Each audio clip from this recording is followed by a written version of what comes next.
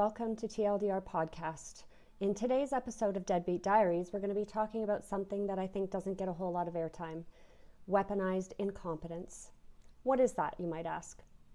So that's when a co-parent behaves in a way where they pretend to be incapable of performing certain tasks and responsibilities, which ultimately leads to an unequal division of labor between the two parents. If that sounds like something that you're dealing with, this episode is for you.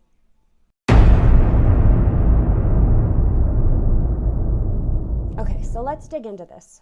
What exactly does weaponized incompetence look like? Well, it looks exactly like you might imagine. A parent who throws their hands up whenever it comes to filling out paperwork, making medical or dental appointments for the kids. You're just better at that. I'm just so busy. You know me, I'm not very good with paperwork. Why don't you just take care of that stuff? I'll just pay you half the bill that I owe. So this leads to a real discrepancy in the amount of labor that each parent is contributing to raising the kids. The parent who's hands off and, I'm just not very good at these things. Why don't you do that part of it? I'll just send you the money. They really have a pretty low burden in terms of the division of labor. The parent that is capable and does all of the things because somebody has to, ends up carrying the lion's share of the work. It's emotionally, mentally, physically draining to coordinate all of these various things, tasks, different responsibilities, filling out forms, registering kids in programs, just taking care of all of that. It's unfair. The parent who pretends that they're incapable of doing these things is doing that strategically.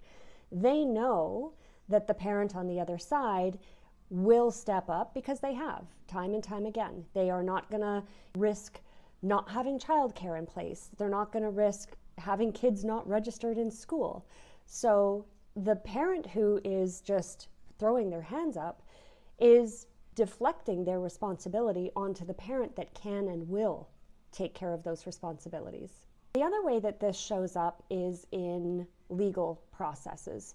So right now, I'm in the process of obtaining discovery from my ex, my kid's co-parent. There was an initial request for a voluntary provision of disclosure. So his financial records, what debt is he carrying? What are his sources of income? What have tax returns looked like the last 3 years? And it's really vital to have that information to be able to accurately calculate child support and the division of expenses between the two parents. So this voluntary request goes out. There's a reasonable deadline given, something like 2 weeks, maybe 10 days, something like that.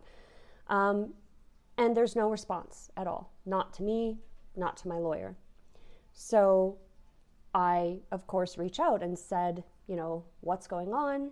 You've got this deadline. It's voluntary, yes, but it's a deadline that my lawyer has given you to provide information. And he says, well, it's overreach. I don't feel like I should have to give you that information. What I know is really going on is that he's not good at paperwork. He doesn't like sitting down at a desk, sorting through papers, ticking boxes, compiling records. In fact, he probably doesn't even have the records at his fingertips, so he's going to have to log into some portal somewhere and download things like pay stubs and tax returns, and he sure as heck is not good at that stuff either. So I don't think that he really believes this is overreach. I think he grasps that this is necessary information to be able to make certain calculations. It's just about his unwillingness to do the work to put that together. So regrettably, the deadline comes and goes. He doesn't provide what my lawyer's asked for. We're at a stalemate. I have no idea what child support he should be paying or how to divide the expenses at this point. So my lawyer files for an order. Now he has a legal requirement. It's no longer voluntary. The court has said you now have this time frame within which to provide disclosure. The new time frame, on top of the first week or 10 days that he had, is now 30 days. So that notice went out to him roughly around the end of May.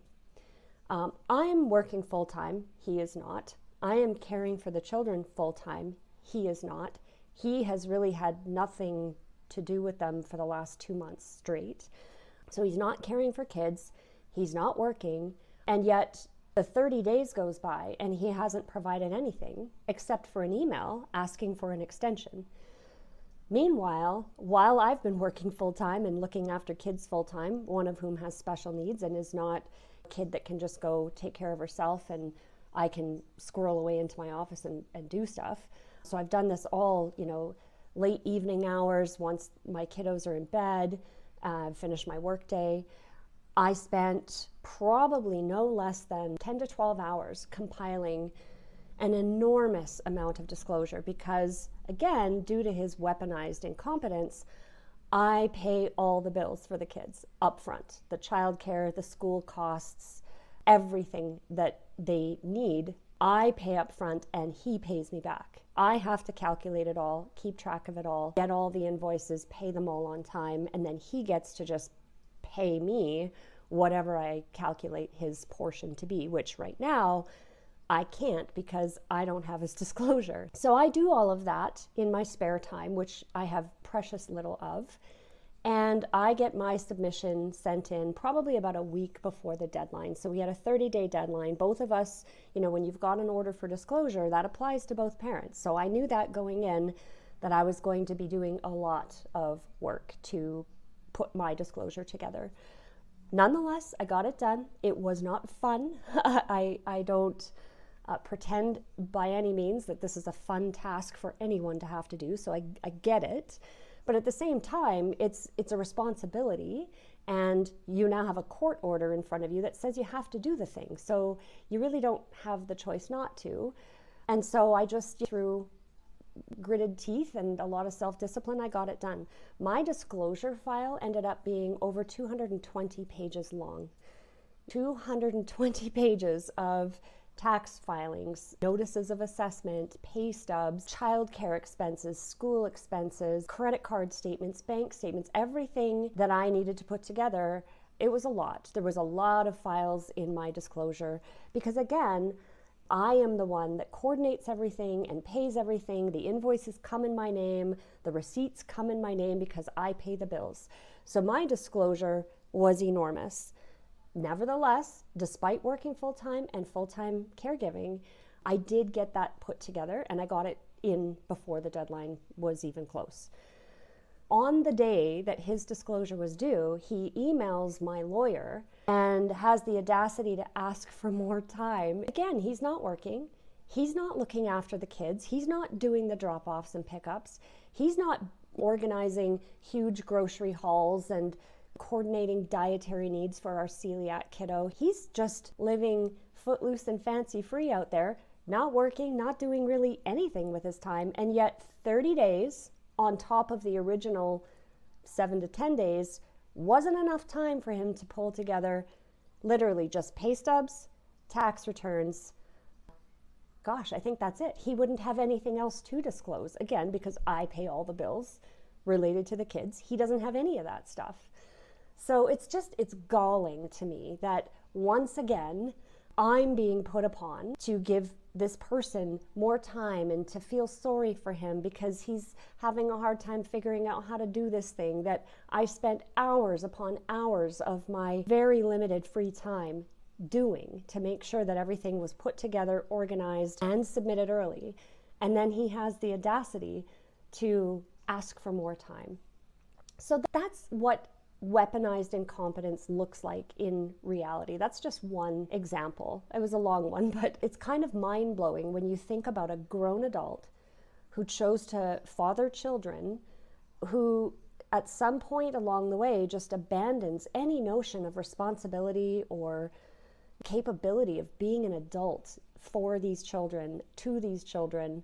It all adds up, not just on my shoulders. Certainly there's a huge burden that I carry, and I do it willingly. I love my kids. I will never resent them or deprive them of anything because I'm sort of doing this all on my own. But the cost that those children pay is immeasurable. It's unfathomable that a loving parent, someone who was deeply involved and deeply invested and strongly bonded to the children, could just pull away and disappear into the ether. I think that this weaponized incompetence is a bit of a mask. It's a manipulation tactic. in some ways, a person who does that type of very strategic abuse is what it is doing it to mask the guilt and shame that they feel for being unwilling to step up and be a parent, to be an adult, to take care of the necessaries of raising children. I don't think that anyone who does this is truly incapable. Obviously, if he's asking for another 2 weeks to put this disclosure file together, then he is capable of doing it. He just isn't prioritizing it. He doesn't care. He doesn't want to. And maybe there's a disconnect in his understanding about how money works and how supporting children works. I don't think that's the case, but ultimately, using this weaponized incompetence is just, it's reprehensible. And maybe that part of that is my fault. You know, I am capable. I am willing, more than willing, to do whatever work needs to be done so that my kids have what they need. There's definitely a lot of things that we can't do and that we don't do because I'm exhausted all of the time dealing with this never-ending struggle and stress and all this manipulation that's going on. But also because what goes along with this weaponized incompetence and this perpetual state of victimhood is slow pay or no pay of child support. So I just don't have the financial means to be able to do all of the things that I want to do for my kids. So they do lose out on some opportunities. They're not living a deprived life by any means, but it's not the standard that I would want to give them. It's not the standard they would have had if my ex didn't just run off from the family at some point and then remove himself emotionally, financially, physically from the equation. Things would look very different for our kids. And that breaks my heart for them. They deserve to have a dad who's a hero in their lives, someone who's strong, who's capable, who protects them, who has their best interests at heart at all times. Watching my kids navigate this, I try to support them as much as I can, and especially my older daughter, who's quite bright and has pieced a lot of things together and has effectively at this point said, if he's gonna walk out of my life again, I don't really feel bad about that anymore. He's already broken my trust. I don't have much more trust to break.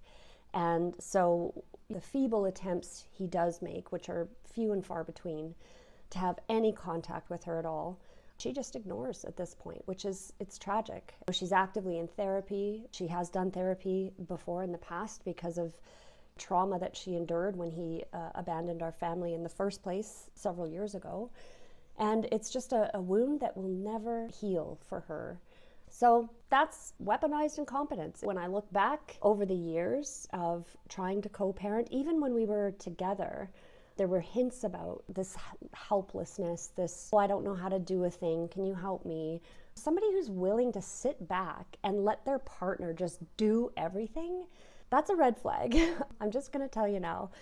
No self-respecting adult will let their partner take over their life and basically step in and be their parent. So if you're with somebody that's doing that already, give some serious thought as to what the future might look like if you were to have children with this person. If your relationship were to end at some point, you'd probably find yourself exactly where I'm sitting right now, which is I am the only adult in the room.